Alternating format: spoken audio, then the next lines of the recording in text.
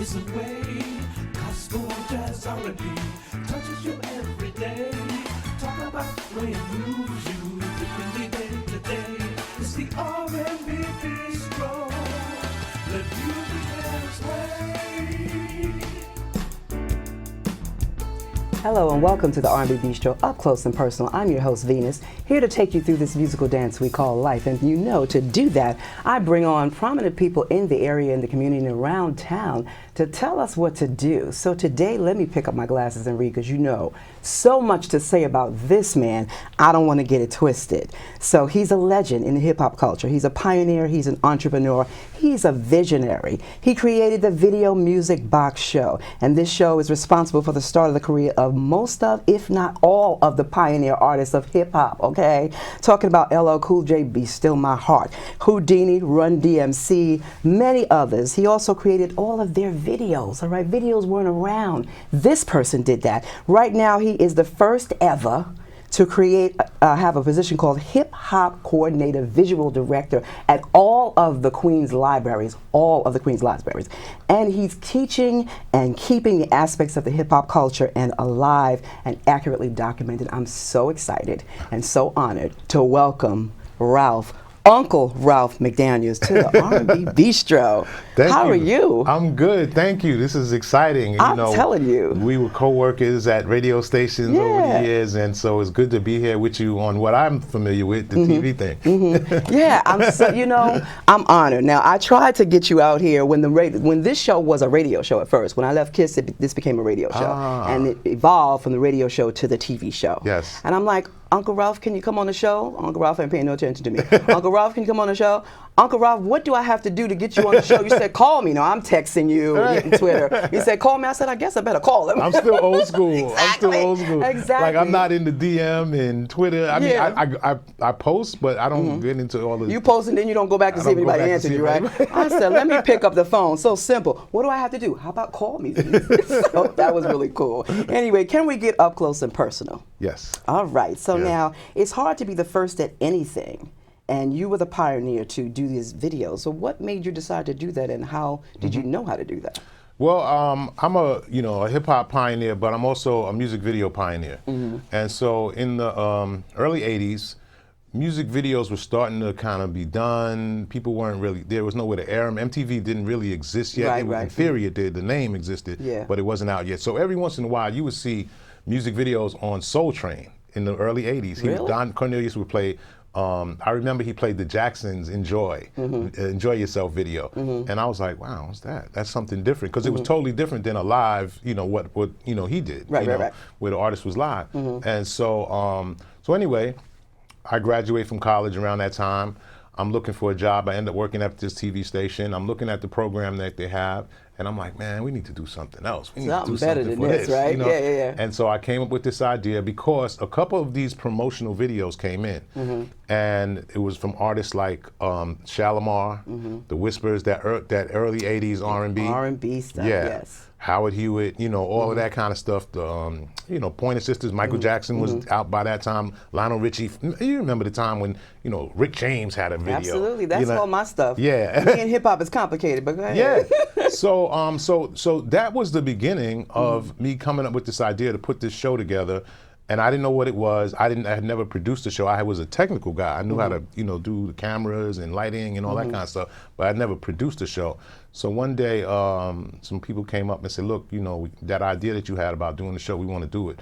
And can you do it, every day? And I said, yeah. I saw that every day. Right. 6 days, right? Six days a week. So I did 4 original shows a week, and we repeated 2, and that was it. You heard my voice, but you never saw me for the first 2 years. And then the station said, people want to see you, and I was like, no, I don't want to. And be this a star. was community TV. This was public broadcast. It wasn't public access. So it is was that PBS? PBS. Right. So, so the show started, and it was a hit right off the back. Because all of these things, I kind of just combined all of these things that were so hot in the community, especially in the African American, Latino community, and the music, the urban community was like, man, we've been waiting for this. Yeah. And it just took off. And everybody flocked to Uncle Ralph. Yeah, and everybody flocked to it. It was no promotion. We didn't have a budget. We didn't have anything. We just aired. Wow. Yeah. So what kind of obstacles did you come up against? Folks didn't understand it. You know, anytime you do, I tell people, anytime you do something first, people don't get it. Because they want to see something that they can, you know, oh, it's like this. Yeah. There was no, it's like this. Yeah. So I just, believe in me. Right. Trust me. Yes. I love that. You know, and so they said, we'll try it. But when we first tried it, we came on, our regular hours were after school, 3:30 to 4:30. But when they first tried it, they tried it late at night. And they tried Thinking it for nobody was watching. thinking nobody was watching, and folks were like, "Whoa, this is hot. We like this," and that's how it took off.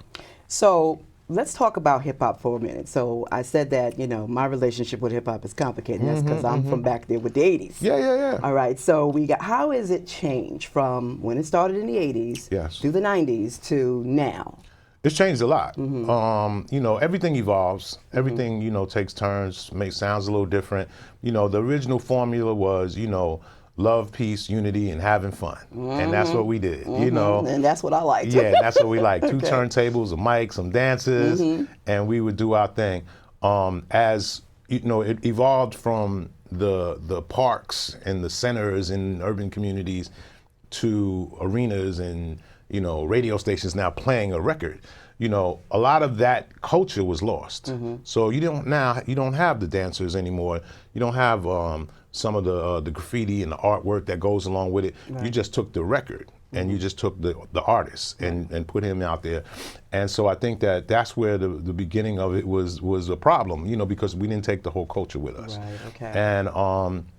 And so, yeah, so we have some problems. You know, you have a guy who's up now at a record company, a 18-year-old kid, and the record company tell him, yeah, you good, make a record about this, make a record about this, make a record about that. And he's not with the culture anymore. He's just by himself up there. Right. And so things start to change a little bit. Now here in 2019, you got kids that are recording this stuff in their house. They're not even going to a record company anymore. You know, they put it up on YouTube or on SoundCloud, and then all of a sudden, you know, they get 1 million views. It goes viral, then they're hit. And then all of a sudden some guy shows up and gives them some money, and, you know, they have no idea what it's all about. So do you think that there's any influence in today's hip hop from back in the day?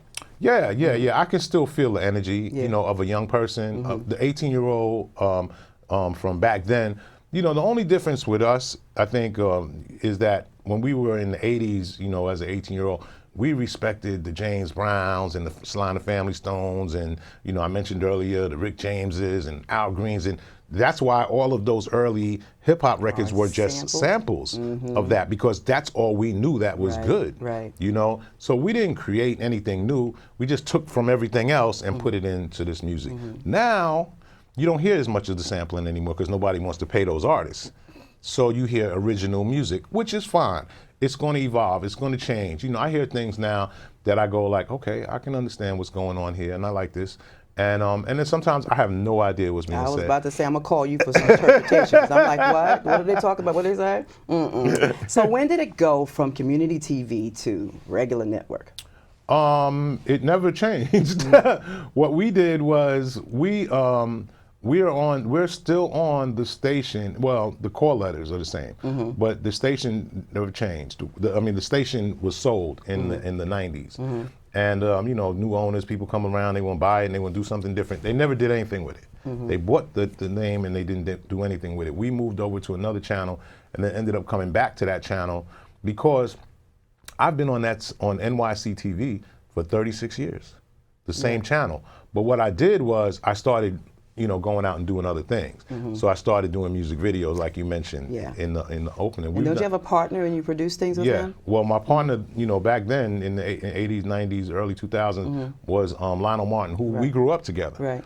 Grew up in Queens. He's in LA. He moved to LA and started doing some stuff out there. But we did over 400 music videos. We did videos for, you know, you name it, all of the hip hop artists, Big Daddy Kane, Kool G Rap and Polo, Biz Markie, Whitney Houston, Boyz II Men whole first album, TLC whole first album, Keith Sweat just about the whole first album. Many, wow. You know? So now you do other things, because I heard about it. I should have been there, but I think it was on a day where I was doing something and I heard about it afterward. Something with Blue Magic and DJ Hollywood. So are you I'm glad you producing said things like that yes. too? Well, this is something I woke up one morning and I said, I want to take it back to when I first started buying records, and that was around 12 or 13. My mother would take me to the store and be like, I got $5, Mark. Well, at least I can get one record. $5, exactly, one record. And so, and I remember buying Blue Magic, the first album, and I said, and I knew this is like I'm 13, 14, 72 when Blue Magic came out.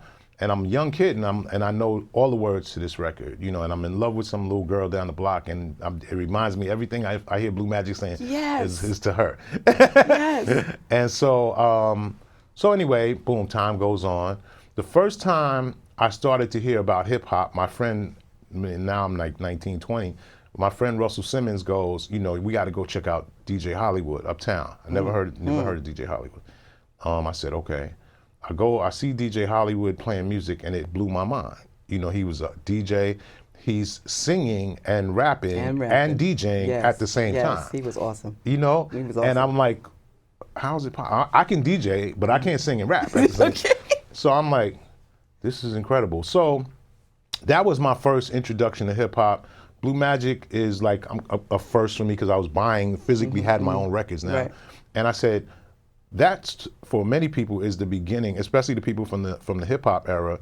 That's they should be, you know, be able to relate to this. So I said, let's get Blue Magic, and let's get DJ Hollywood to open it up and just play his thing, do what he does, and then we go into Blue Magic on that classic 70s soul. So will you do more shows like that? I love it, yeah. Okay, yes. Yeah, All right. yeah, I love it. Have some closer Manhattan and like, you know. Yeah. But wait, let's get to the library, because I want to know if you're going to do something out here. So now, tell us quickly, you're the hip hop coordinator, visual director or visual producer at all of the 60+ libraries of Queens. Yeah. What's that about? How'd that come to be? So here's another first. I know. So first for everything. So I was invited one day to go speak at the library in Queens, which is not too far from where I was born in Brooklyn. I moved to Queens, not too far from where I grew up at.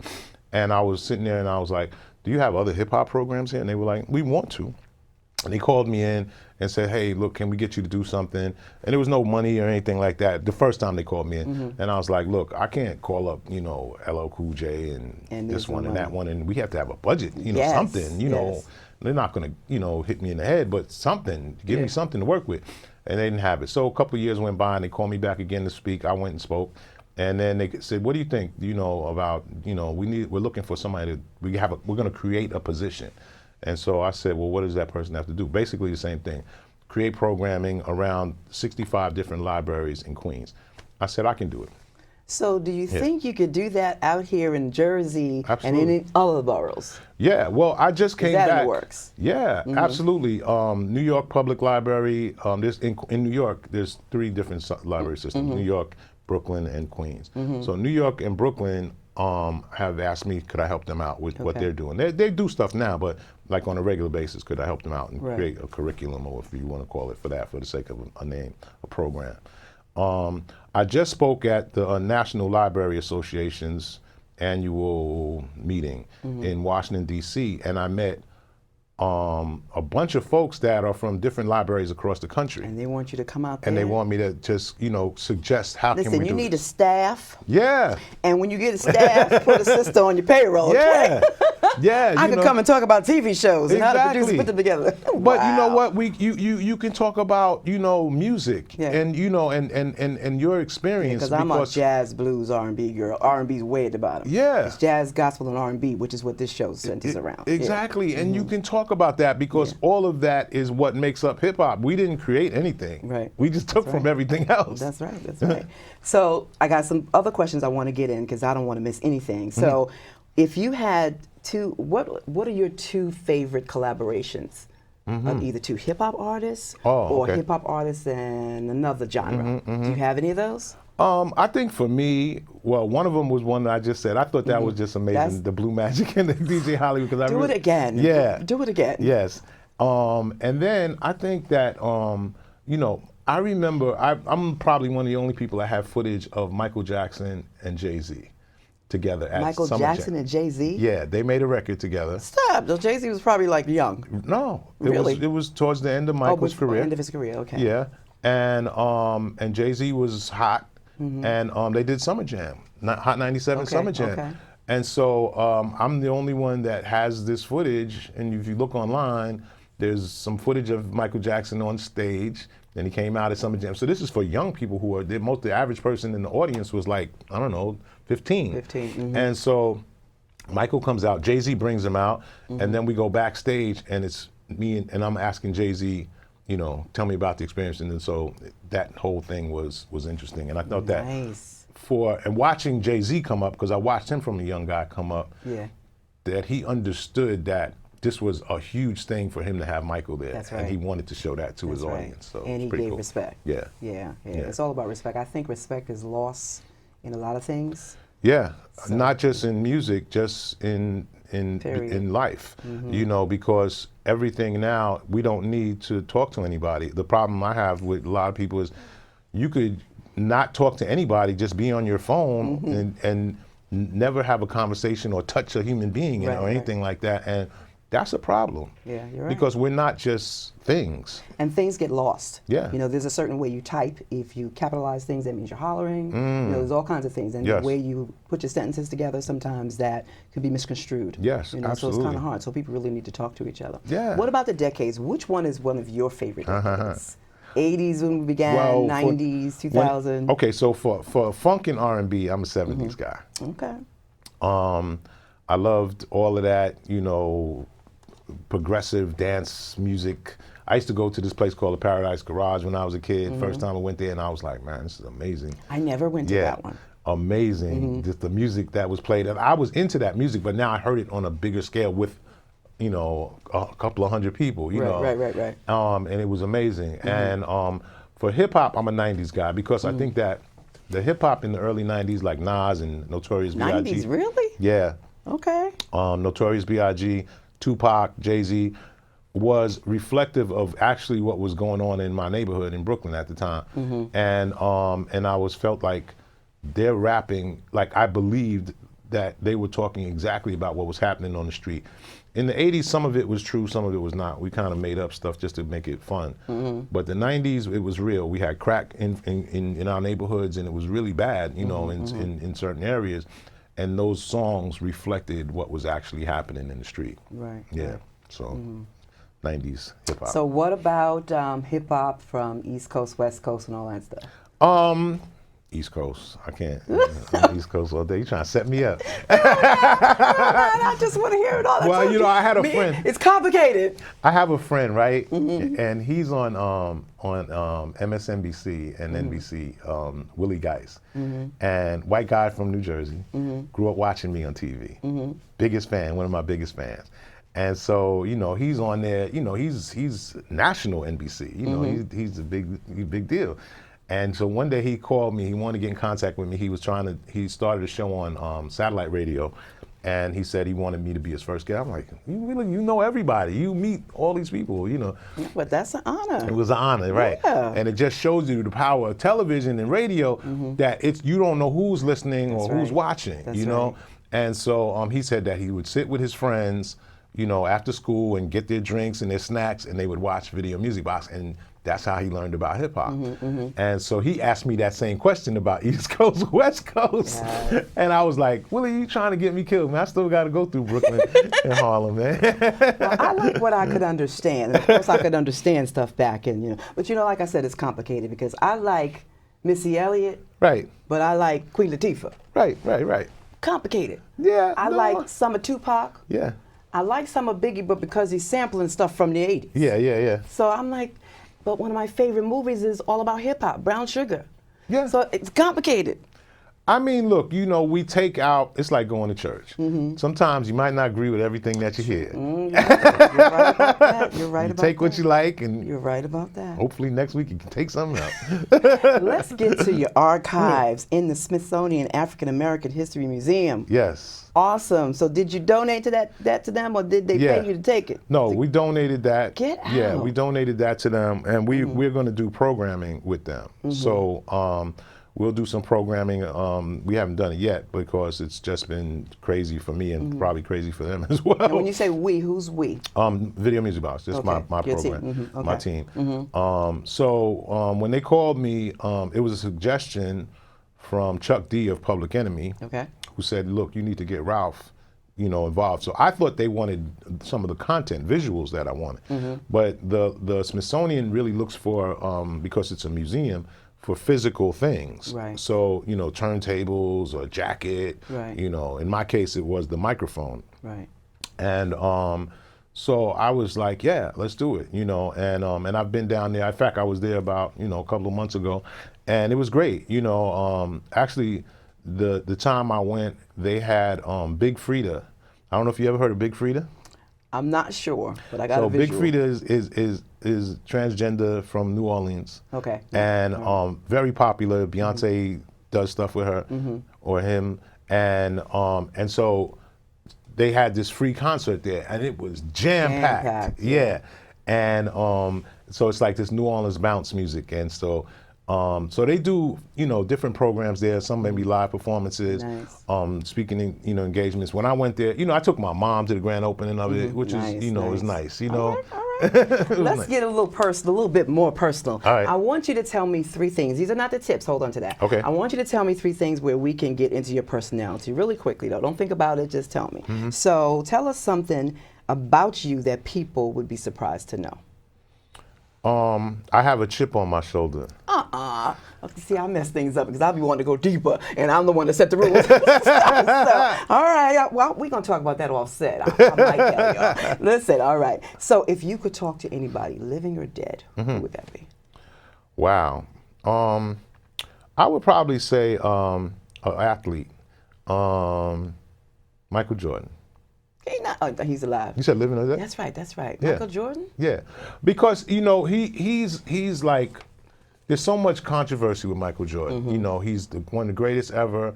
He's black people go, oh, he doesn't give back to the hood. How do you approach this whole thing of being who you are? How did you get to be, you were an athlete, quite obviously you were gifted, and then you turn into this person, and then how do you deal with life at that point? Yeah. And that's always been, like, I have nowhere near any of the popularity of an artist or athlete like that, but sometimes I don't want to be bothered. I understand. And I'm, but I'm my it's like that passive aggressive thing where I'm like always gonna be like, hey, I know I have to be a nice guy, Yeah. but in my head, I don't want to be bothered. I'm sorry. It's I okay. shouldn't have said that, right? No, it's all right. My son asked me that one time when I was on a radio station, not Kiss. Yeah. And he was like, I said, I want to be anonymous. He said, Ma, you can't be anonymous and Right. be famous too. You Right, know? exactly. I said, but when I'm out with y'all, Yeah. then I want to be anonymous. Right. When I'm out in the public to do stuff, Right. then I want you to know. But Yeah. he said, look, Ma, pick a side. Right. Whatever, pick a side. Yeah. Do you have any kids? Yeah, I have 2 kids. Oh, okay. Yeah, I have a daughter and a son. My son lives in Atlanta, and my daughter lives in Long Island. All right. Yeah. All right, let's go to the last one. If you could live your life again, would you do anything differently? No, I do it just the way I did it. Like I said, like when I said earlier I was I have a chip on my shoulder. My mother told me that a long time ago, and she said that's gonna get you in trouble. I'm like, Ma, you told us to be proud and stand up for what we're supposed to stand up for. And she was like, yeah, but you got to know when You to got to know when to use it. All right. So now give me 3 tips Okay. that if someone wants to go out tomorrow and they watch this show and they saw you, 3 tips that they could do if they want to be a producer of videos, short films, what else? 3 tips that they can do. First thing is, think about what people like to watch on TV, like what you like to watch on TV. Let's say it's that. And nowadays you can do it with your phone. You don't even have to go out and buy a big camera, studio professional camera. You can get, if you have an iPhone, it's got great quality and you can shoot something. Get an artist, a rapper, or somebody in your community that, wants to do something visually with you. Go shoot them, make sure it's lit nice, it's bright, it's not dark, You know, think about what you watch and what you like to see on TV, and go out there and shoot it. And then sit back and look at what you did. And you may say, oh, I don't like it, I made mistakes and stuff like that. But you have to go through it to get to that point. So continue to keep doing it and working at it until you get to the point where you go like, you know, this really looks nice. I think I approve of this, or my friends would like to see this. Because in the beginning, nobody, you know, believes you that you're going to do it until you do it. And so just continue to keep doing it, make mistakes, get out there, and then you take it to the next level. Then you get, you know, and say, hey, Ralph McDaniels, I want to show you something. Or Venus, I want to show you something. Y'all heard him say that. You know? Y'all heard him say that. And I do it. I mean, it's on, you know, nowadays, they don't even have to meet me. People come and send me stuff, you know, online. And you look at it? And I mean, I try to, yeah. Awesome. I try to, yeah. You know, sometimes it's just like, hey, check out my video. And some days I don't feel like looking at no more videos. I'm done. I don't want to listen to no more. Tomorrow may be a different thing, but right? I may listen to it. It may take a little while. Sometimes, you know, it's you know, people. That's the only thing with the generation now is that they want it right now. They want the answer right now. They want the like right now. You know, and sometimes, you know, I don't, you know, I'm not awake 24 hours a day. And if I do, my phone is not in my hand, right? Right. Instagram, Facebook, all that's 24 hours a day. But me, I go to sleep or I turn it off sometimes, you know, I'm good, you know. So give me a second. I'm telling you, I will never forget. I kept saying stuff. You're not answering me. I kept saying stuff. And twice I saw, call me. And I still didn't call you. Third time, I said, I think I better call him. All right, so Ralph, such a pleasure having you here. Yes. What do you have coming up? We're getting ready to, right now it's the summer, when we're taping this here, it's the summertime, and so we're getting ready for fall for the library. So we're creating a bunch of programs. I'm working with a hip hop architect. We want to change some of the images that are in our community, so we want to create some cool artwork and sculptures and things like that that people can look at and say, hey, I can relate to that. Cool. Now, how can they stay connected to you? Follow me at Video Music Box, or on Facebook, it's Ralph McDaniels. You want to email me, it's cool too. UncleRalphMC@gmail. And don't be impatient if he don't answer you right away. He will get to you. Thank you so much. It's been a pleasure having you. Thank you. Uh, All right. I'm Venus. This has been the R&B Bistro Up Close and Personal. Remember, it's never too late to live your dreams. And when you do, I'll be there encouraging you. I'm on all social medias. Make sure you like, follow, and do whatever he said. I ain't giving you my number. Love you for watching. I'll see you next time on the R&B Bistro Up Close and Personal. Music is the answer. Sweet music is the way. Gospel, jazz, R&B touches you every day. Talk about how it moves you differently day to day. It's the R&B Bistro.